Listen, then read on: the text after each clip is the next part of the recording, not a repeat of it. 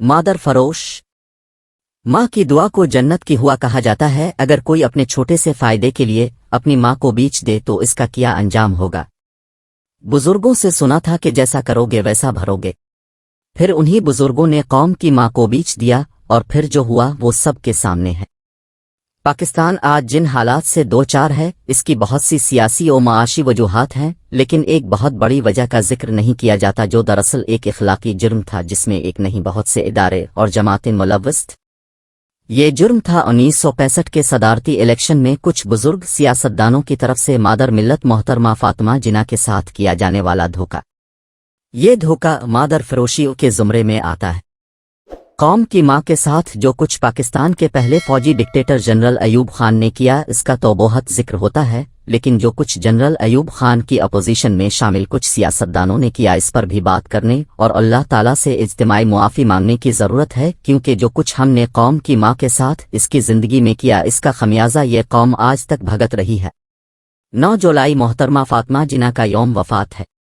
یہی دن میرے والد پروفیسر وارث میر کا بھی یوم وفات ہے۔ میرے والد اکثر کہا کرتے تھے کہ ہم نے مادر ملت کے ساتھ اچھا سلوک نہیں کیا۔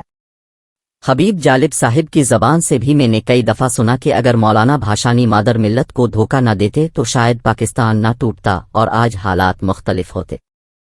1997 میں مجھے ایک سابق آئی جی حافظ صباح الدین جامی کی کتاب پولیس، کرائم اینڈ پالیٹکس پڑھنے کا موقع ملا جس میں انہوں نے محترمہ فاطمہ جناح کے خلاف صدارتی الیکشن میں کراچی پولیس کی کھلم کھلا مداخلت کا آنکھوں دیکھا حال لکھا تھا۔ وہ 1966 میں S P special branch Karachi تھے اور روایداد خان کمشنر کراچی تھے۔ جامی صاحب نے اپنی کتاب میں لکھا کہ کس طرح ایک حکومتی وزیر عبدالغفار پاشا کھلم کھلا جنرل ایوب خان کے لیے ووٹ خریدتے پھرتے تھے۔ اس الیکشن میں مغربی اور مشرقی پاکستان سے 80,000 کونسلروں نے حصہ لیا تھا اور تمام سرکاری ادارے دھونس و دھاندلی سے ان کونسلروں سے ایوب خان کی حمایت حاصل کر رہے تھے۔ جامی صاحب کی کتاب کے بعد میں نے مزید مواد تلاش کیا۔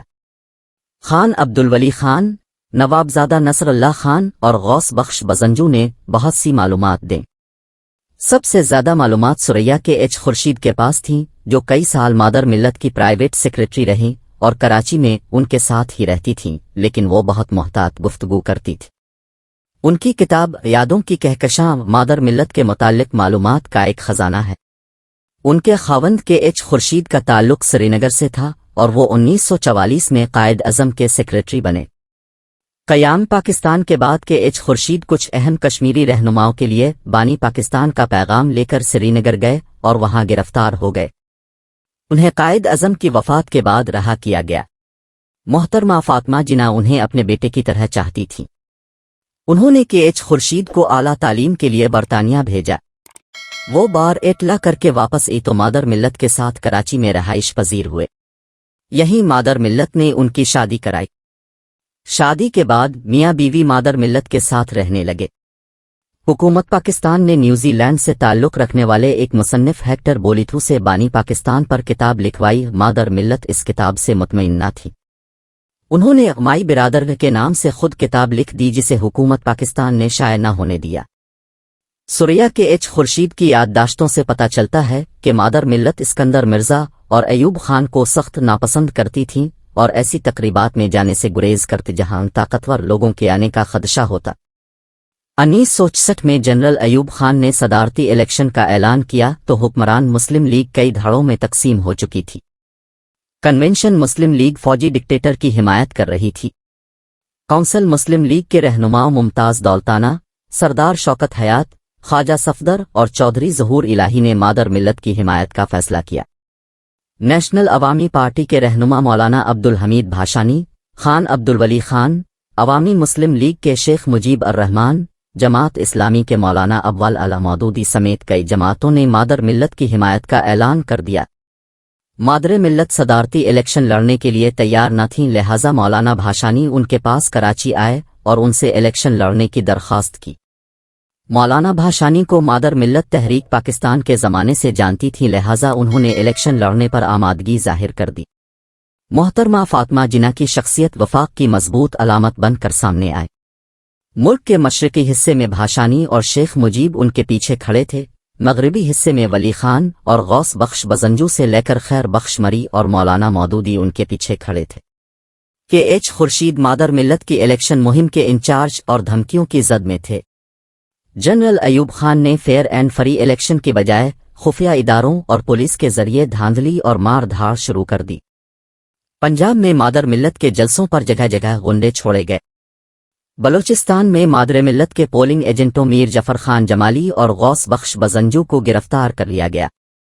کچھ مولویوں نے عورت کی حکومت کے خلاف فتویٰ دیا تو مفتی محمد شفیع نے مادر ملت کے حق میں فتویٰ دے دیا۔ مشرقی پاکستان میں شیخ مجیب الرحمان نے مادر ملت کے بڑے بڑے جلسے منعقد کرائے جن سے جنرل ایوب خان لرز گیا۔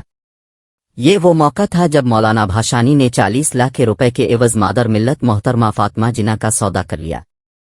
انہوں نے ایوب خان سے پیسے لے کر مادر ملت کی انتخابی مہم کو اپنے زیر اثر علاقوں میں ٹھنڈا کر دیا اور 2 جنوری 1965 کو انہیں ووٹ بھی نہ ڈلوائے۔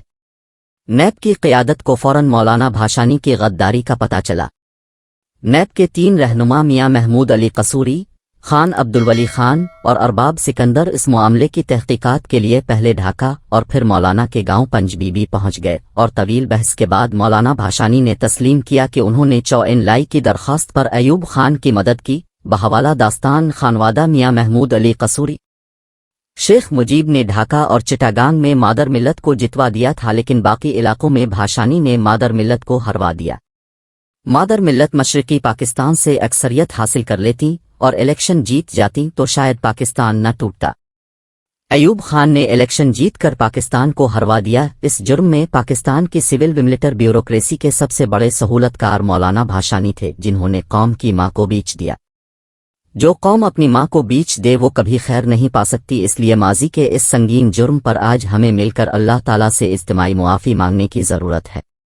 دوستو، یہ مشہور صحافی حامد میر کا کالم تھا جو 8 جولائی 2024 کو روزنامہ دنیا میں شائع ہوا۔